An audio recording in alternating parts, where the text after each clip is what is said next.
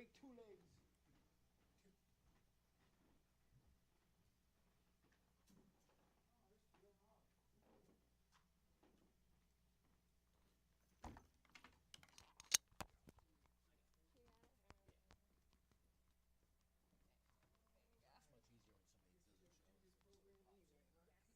Four people.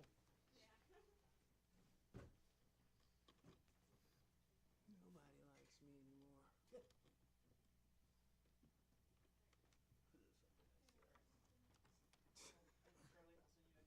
It usually is. Well, you know. All right, you're good there? Yeah, I'm good to go. All right.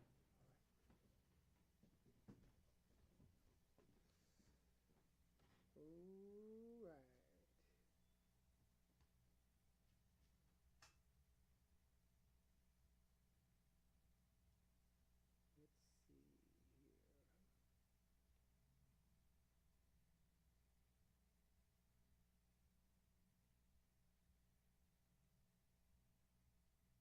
Construction considers the data, white state, JFA presentation, juxtaposition, equal protection.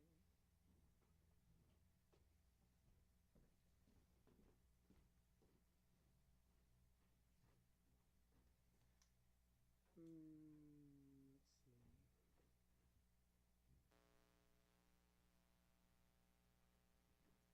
What was the latest?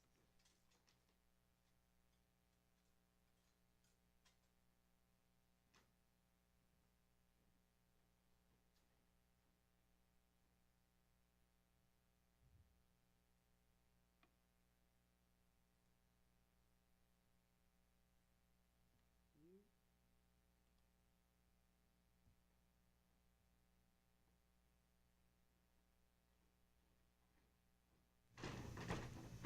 Details.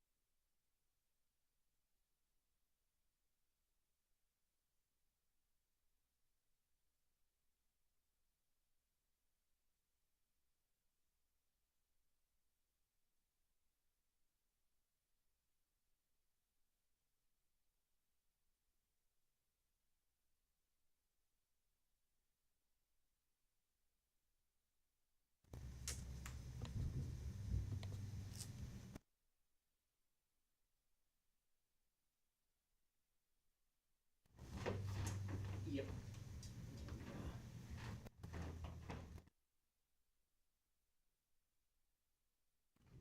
Mark, and I don't want to interrupt what you're doing, but if we can get the mic on you and quick mic check. Sure.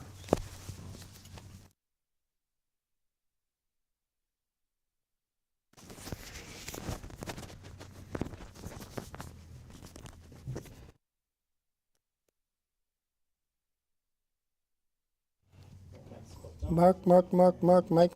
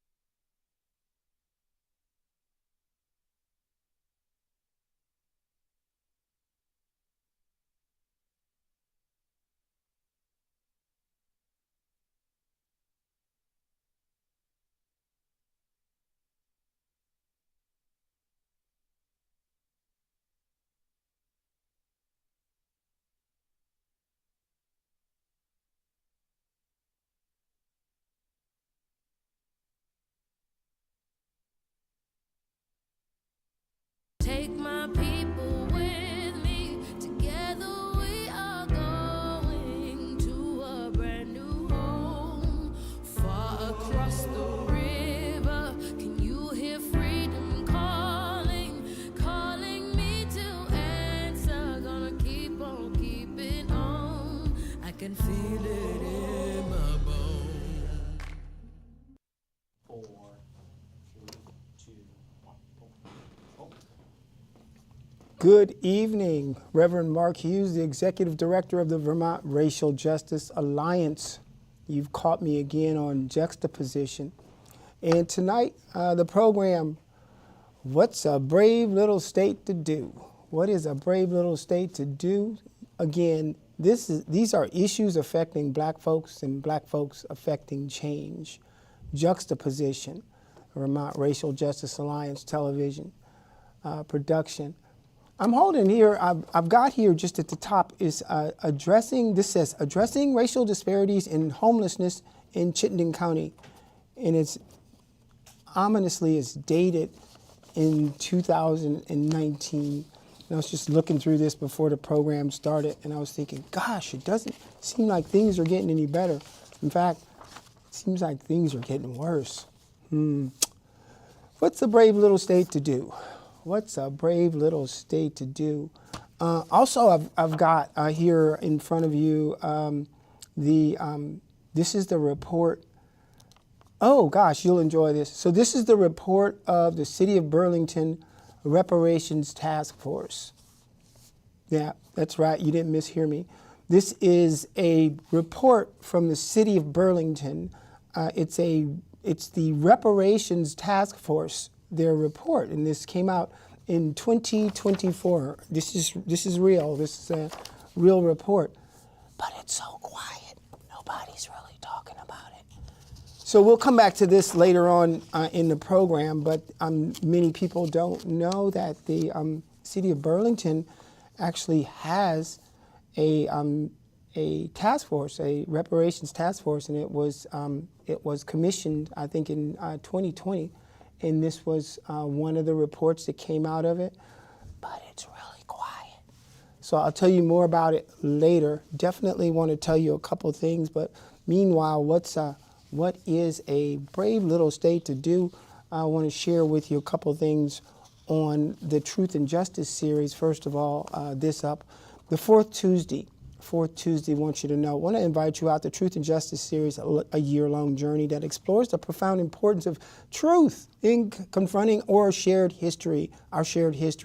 This includes the enduring legacy of slavery and systemic injustice, and the urgency of creating justice where it has been absent. The series challenges participants to act boldly in the pursuit of truth and commit to implementing justice as a practice and a principle in their lives and in their communities. So please come and join us at the Fletcher Library. That's on the fourth Tuesday of this month. I'll tell you more about that in a little while.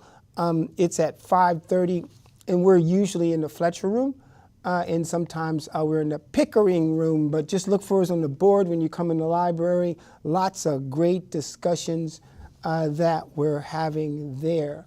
Now, here's something that I have. This is Black Madness. Black Madness. This is a Black peer support initiative for healing racial trauma here in Burlington. The location is at the Richard Kim Center, and it's the first Thursday every month at 6 p.m. from 6 to 7:30 p.m. You can sign up. And it looks like there may even be a remote participation option here. Black people in Vermont, like across the nation, we continue to navigate systemic racism, racialized violence, and intergenerational trauma. And what we have is all of this has taken a profound toll on on our mental health and wellness. I think it was, I believe it was Malcolm X. He said something like, if you take the I and replace it with we in illness, then you will come up with wellness. So historically, the mainstream mental health institutions, they've failed Black communities, often pathologizing Black resistance, misdiagnosing racial stress, and also offering treatments detached from our cultural and our historical realities. So at the Richard Kim Center, this has long been a space of Black resilience and justice and collective care in Vermont. So through this initiative, Black Madness, Black Madness in Vermont, we're reclaiming peer support as a transformative act of healing justice centered on safety, cultural affirmation, and radical self-determination in the face of oppression. It's guided by healing justice principles and the legacy of Black radical mental health movements. This is also centering research on race-based traumatic stress, in case you haven't heard of that. It's offering a peer-led, non-clinical space. So you may want to check into that if you haven't already. That's here in Burlington, right down the street. It's not too far from here. Here's some other ongoing activities that are happening. Don't forget about the Chess Challenge that's happening on the 1st and the 3rd Tuesdays of the month. The first Friday's happening, discussions on health and wellness in community on the first Saturdays. There is a, don't forget about the youth movie night. Lots of youth are starting to show up. I think there were 15 youth in the Richard Kim Center the other night. Wow, that was pretty crazy. And then, of course, Raise Up Justice. We're going to talk a little bit about Raise Up Justice tonight. We've talked about the Truth and Justice series and, of course, the jam session. So lots of stuff going on, lots of happenings, just mixing up the Richard Kim Center stuff with some of the things that are happening with the Vermont Racial Justice Alliance. What happened to civil rights?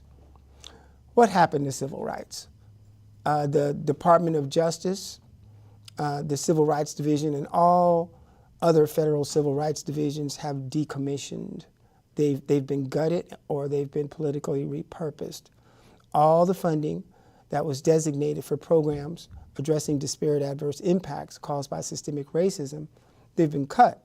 In fact, racism is being used as a primary wedge to divide this nation. The administration policies on immigration, education, employment, criminal justice, housing and homelessness, just employment, federal workforce, even global policy like USAID, it's all racist policy. It's policy violence, and it ultimately, though, it actually ends up hurting all of us. This is directly impacting our friends, our loved ones, and those who struggle most, but it's hurting all of us. Meanwhile, what we've got is the mean, the greedy, the wealthy folks. They're seizing absolute power. You see, the Department of Justice has been directed to divert resources away from these good faith enforcement, of the nation's hard-fought civil rights that are rooted in the spirit of Reconstruction and equal protection clause, the 14th Amendment of the United States Constitution. They've redefined diversity, equity, and inclusion as discriminatory and established it as high priority for prosecution, in fact. Meanwhile, consent decrees, these are voluntary agreements with police departments and schools and the DOJ, basically a work plan to achieve civil rights compliance. They have also been withdrawn. So from severely weakening the Fair Housing Act and affirmatively furthering fair housing to modifying the scope of Title IX discipline enforcement and civil rights protections of the Office of Civil Rights at the Department of Education, civil rights have been dismantled. And that's one of the things that we're trying to get across here is that the Equal Opportunity Commission has been severely impacted, and the health insurance benefit discrimination provisions, they've all been eliminated. In summary, the Department of Justice has completely abandoned the enforcement of civil rights as we know them. They have instead weaponized the Department of Justice to pursue a political agenda. That's to say, anti-DEI. What happened? What happened to civil rights? And, it's ominously quiet here at the state. What's a brave little state to do? What's a brave little state to do with the federal government essentially abandoning all or abdicating all of its responsibilities to protect the civil rights? Now, I want you to put this in proper perspective, because it seems to me that the whole idea of civil rights was to protect folks who were previously unprotected in the absence of civil rights. And that started, obviously, with those folks who were formerly enslaved with the 14th Amendment's Equal Protection Clause, which is the premise of the Civil Rights Act of 1964, as well as all civil rights acts that came before it, as well as the Voting Rights Act of 1965 and the Housing Rights Act of 1968. But upon those rights that were provided to black folks, at least that we thought were, there was the LGBTQIA community as well as the disabilities community. In fact, there are various protected categories, and if you think about it, if you take a step back and just say, just how many people are protected by civil rights, you will determine that the vast majority of the state is protected under civil rights laws. The vast majority of the state, on some level or another, would fall into one or more of the protected categories. Think about that. Meanwhile, the federal government, they've abdicated, so you would think that a brave little state would have something to say or do here about that. What's a brave little state to do? So just when you thought it was as bad as it could get, we analyzed some executive orders as well. So simultaneously, we see here that in our analysis of executive orders, first and foremost, 14288, this is essentially dangerously escalating the federal government's support for authoritarian policing, particularly given its origin in the administration with a hostile record on racial equity.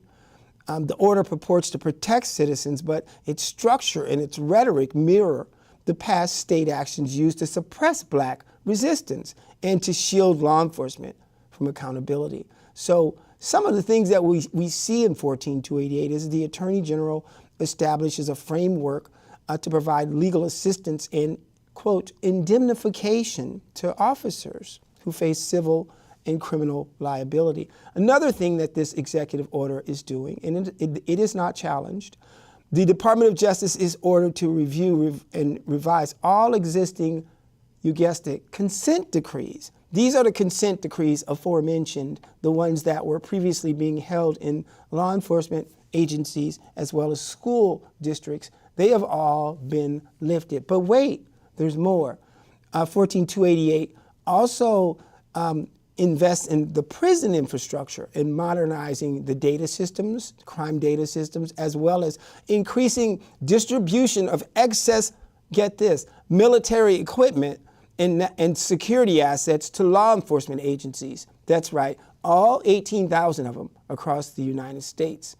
The executive order also, it initiates civil and criminal actions against state and local officials who, quote, obstruct criminal enforcement or implement policies under the, quote, guise of diversity, equity, and inclusion. So you can see this executive order alone is harmful. So what we've done is we've just added on another layer. So in addition to the abdication of civil rights, now what we're looking at is we're taking a pretty close look at what some of these executive actions are actually, some of the havoc that they're creating.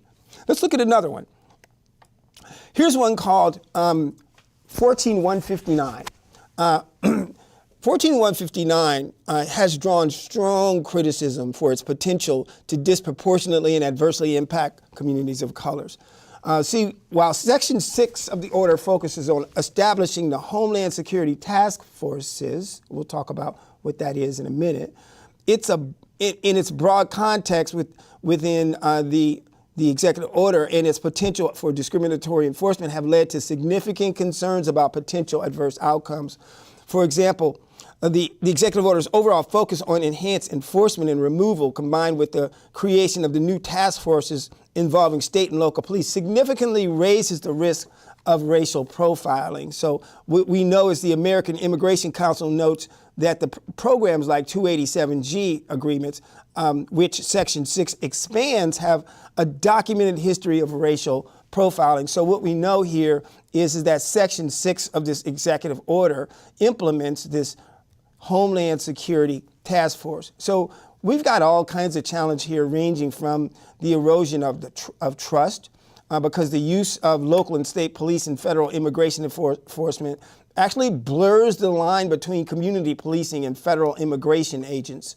And this is consistent with the challenges that we've been having with the existing ICE infrastructure. I mentioned 287G a little while ago. So that was the whole purpose of the fair and impartial policing policy here in the state of Vermont, was to create a little bit of a buffer between state police, folks who police across the state, and the ICE enforcement, so as not to, by default, have federal law enforcement within our communities unnecessarily. So what we know now is that has been exacerbated by the introduction of this Homeland Security Task Force. And then we have the expansion again of the interior enforcement. This marks a significant push to expand immigration enforcement away from the border and into communities all across the country. And we're seeing the impact of that right now. But wait, there's more, because there's also obviously increased detentions and also a threat to sanctuary cities. And I know essentially Vermont is almost what we would consider almost a sanctuary state. So lots of challenges there. So again, many layers that we're dealing with. And the question that we're addressing today is, again, what's a brave little state to do? What are we doing? So many folks in communities, we have community resilience organizations. It's a great thing that there's a lot of folks that are organizing. A lot of folks are speaking out. Much of the speak out has more to do with the fact that there are just folks who maybe just don't like the president, which is their prerogative. Some folks who just want to just, it's better than staying at home. Just, let's get out. Let's show that we're not afraid. Let's organize and get out, just to let folks know that that we are that we're still making noise, and we're here to speak out. Not a whole lot of concise demands and specifics on the demands, but there are some folks, and the point is individuals are speaking out, and folks are beginning to organize. My question is what about the state? What about the state apparatus? Because what we know is we have a constitution in the state of Vermont, and we have elected and appointed officials who are sworn to protect and defend the Constitution and the people of the state of Vermont. So definitely wanting more and more to understand, what's a brave little state to do? What exactly should we be demanding of our state officials? What is it that we can do to ensure the enhancement of civil rights protections, and also the oversight of what feels like is going to be inevitably a very long reach of the federal government into our communities, particularly our marginalized communities. So further in the analysis of 159, what you can see here is that it talks about the composition, the Attorney General and the Secretary of Homeland Security. So these task forces is very important to understand within the context of this executive order, because this is not pie in the sky. This is a Homeland Security Task Force coming soon to a city near you. In other words, we have stood up a Homeland Security Task Force here in the state of Vermont, as we are in all other states. And so we're not just talking about how we interact with ICE via our fair and impartial policing state apparatus. But now the question is how do we interact with the Homeland Security Task Force itself? And how do we get visibility on what equipment, if any, is moving into these police agencies, these police law enforcement agencies too across the state? So there's more and more to talk about, and they've definitely got a good game. So want to spend a little time talking about some of the work that we're doing with Raise Up Justice. Raise Up Justice, a multicultural, gender neutral, intergenerational, interfaith, multi-able, politically non-affiliated, moral fusion civil rights movement, focusing on truth and justice and centering the legacy of slavery. We're grounded in the Golden Rule and focused on civil rights, oriented to human rights and based on nonviolence and directed towards the beloved community. So there's work to do, and there's an apparatus through which to do it, and that's where we're starting some of the work. So I just want to revisit some of the narrative that we talked about the last time we were together. And this is the central issue here is what we're looking at is that we have to understand that race is being used as the primary wedge to divide and distract our communities. And also, let's center the fact and the idea that the reason why we are where we are is because as a nation, we failed to ultimately and emphatically embrace the fact that true justice, stability, and safety for all Americans is only achievable by finally acknowledging and addressing the legacy of slavery. That's the thing that's missing here. That's the thing that we need to go back to and embrace. So I did want to take a brief moment and stop and talk to you a little bit about the block party, because I promised Christine I'd give a shout out to the community. Come on out over at the Richard Kim Center. They're not calling it a back to school party. They're calling it a back in school block party because they intentionally waited to get those youth back in school, let them get settled. And now what they want to do is they want to go ahead and for the fourth year, get some youth out. There's a lot of stuff going on. Many people know that mural project that was going on, bad narrative in the media, by the way. Let me say that because the narrative is there's horrible graffiti in our neighborhood, so this is what the Richard Kim Center is going to do. No, actually what we've always wanted to do, what they always wanted to do down there is to do something to adequately represent the culture as well as the vision and just the attitude of the folks that are doing the work down there. It's long overdue. They've been working to try to raise the funds to do that. Hadn't had a whole lot of community involvement as far as folks stepping up to volunteer to be involved, but they were able to work with the Arts Council to get some, the Arts Council to get some of the funds in place, and then I think maybe some other sources. They finally got the funds in place. It had nothing to do with anything except for the fact that was aspirational for the Richard Kim Center, and they always wanted to do it. So just wanted to straighten that out. So here's the Root Social Justice Center, the I Am Vermont 2. They'll be here. Miniature golf, roller skating, face painting, bouncy house. So all kinds of things going on there. Just wanted to alert you to that. Make sure you get over there to the Richard Kim Center because you too can also have an opportunity to put some paint on that wall because they're not done yet. So just wanted to let you know that getting some paint on the wall over there is definitely part of the activities that are happening this upcoming Saturday, the 11th of October.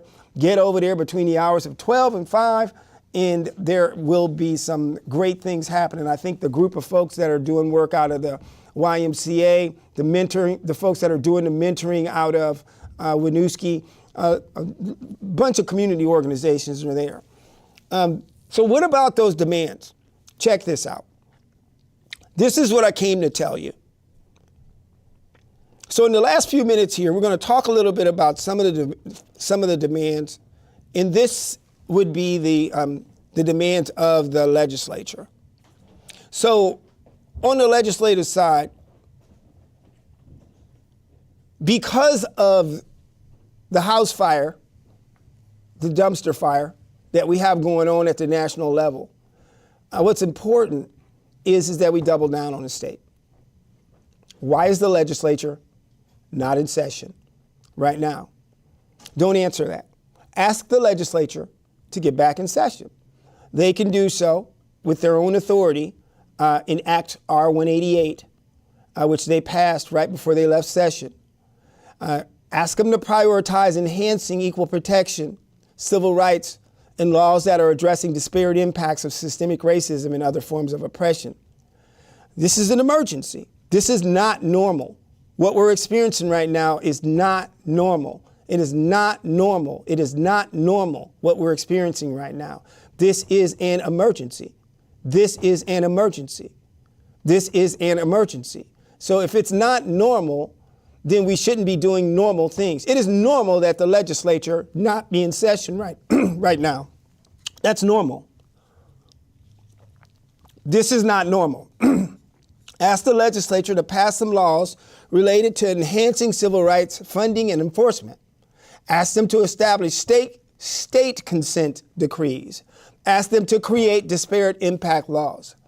And oh, by the way, economic justice policy, justice transparency policy, that's data collection across the remainder of the criminal justice system. Divestment and reinvestment into community-based advocacy, that type of policy. Burlington police oversight. Civilian oversight of law enforcement statewide. The Human Rights Commission policy, as well as a constitutional amendment on equal protection, are all in the committees right now, on the walls. Implore the legislature to get back in session.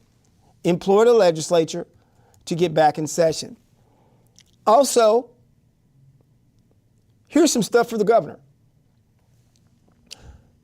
This is an emergency.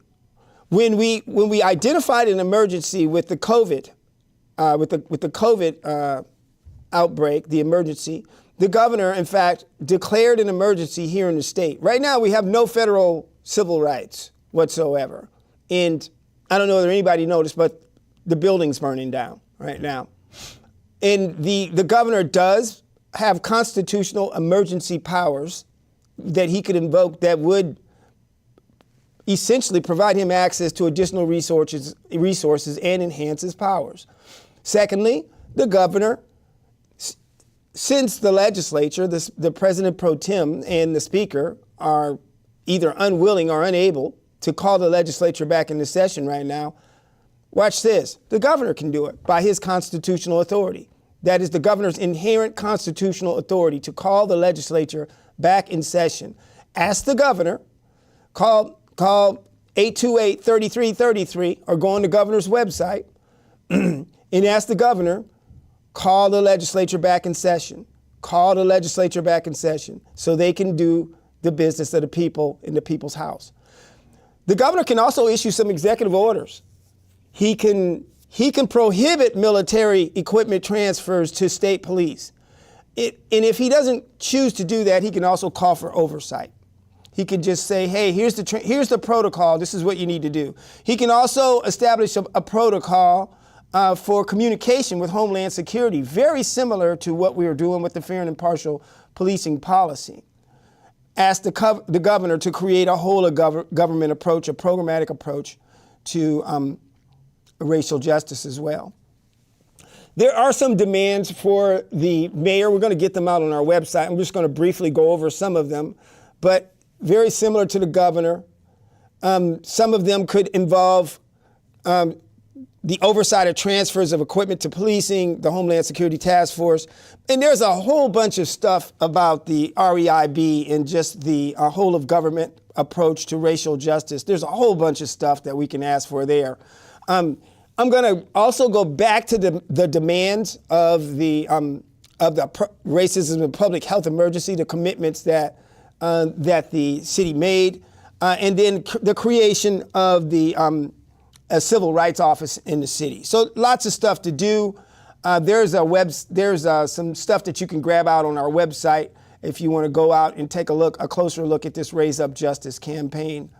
We're gonna call that a wrap, and just go back to what's a brave little state to do.